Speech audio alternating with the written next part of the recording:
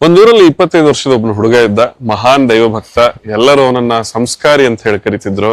ಅವನು ದೇವರ ಪೂಜೆ ಬಹಳೊತ್ತು ಮಾಡ್ತಿದ್ದ, ಭಕ್ತಿಯಿಂದ ಮಾಡ್ತಿದ್ದ. ಎಲ್ಲೆಲ್ಲಿ ದೇವಸ್ಥಾನಗಳು ಕಾಣಿಸ್ತವೆ ಅಲ್ಲೆಲ್ಲ ಕೈ ಮುಗಿತಿದ್ದ, ಪ್ರದಕ್ಷಿಣೆ ಹಾಕ್ತಿದ್ದ. ಎಷ್ಟೆಲ್ಲ ಹಾಕ್ತಿದ್ದ ಅವನಿಗೆ ಗೊತ್ತಿರ್ಲಿಲ್ಲ. ಹಿಂಗಾಗಿ ಎಲ್ಲರೂ ಅವನು ದೈವಭಕ್ತ ಅಂತ ಹೇಳಿ ಕರಿತಿದ್ರು. ಅವನು ತಾನು ದೈವಭಕ್ತನೇ ಅಂತ ಹೇಳಿ ಒಪ್ಕೊಂಡಿದ್ದ.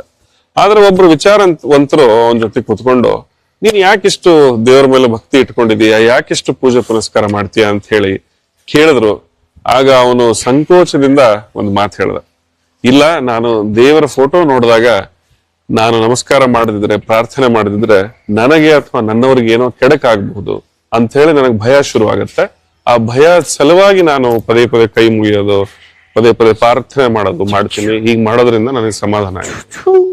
ಕೊನೆಗೆ ಅದು ಯಾವ ಮಟ್ಟಕ್ಕೆ ಮುಟ್ಟಿತು ಅಂತಂದ್ರೆ, ಅವನು ತನ್ನ ದಿನನಿತ್ಯದ ಉದ್ಯೋಗಗಳನ್ನ ಬಿಟ್ಟು ಸಹಿತ ದೇವರ ಸೇವೆಯಲ್ಲಿ ತೊಡಗಿಕೊಂಡಿದ್ದ.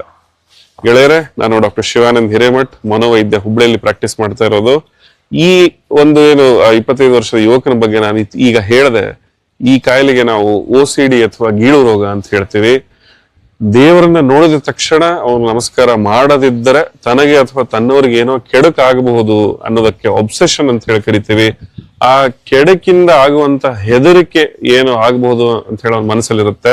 ಅದನ್ನ ನಿವಾರಿಸೋದಕ್ಕೆ ಅವನೇನ್ ಪದೇ ಪದೇ ಪ್ರಾರ್ಥನೆ ಮಾಡೋದು, ನಮಸ್ಕಾರ ಮಾಡೋದು ಮಾಡ್ತಾನೆ. ಇದಕ್ಕೆ ಕಂಪಲ್ಷನ್ ಅಂತ ಕರಿತೀವಿ. ಈ ರೀತಿ ಚಿಹ್ನೆಗಳು ನಿಮ್ಮಲ್ಲಿ ಯಾರಿಗಾದ್ರೂ ಇದ್ರೆ, ನಿಮ್ಮ ಸುತ್ತಮುತ್ತಲ ಯಾರಿಗಾದ್ರೂ ಕಂಡು ಬಂದ್ರೆ, ದಯವಿಟ್ಟು ಎಕ್ಸ್ಪರ್ಟ್ಗಳ ಒಪಿನಿಯನ್ ತೆಗೆದುಕೊಳ್ಳಿ.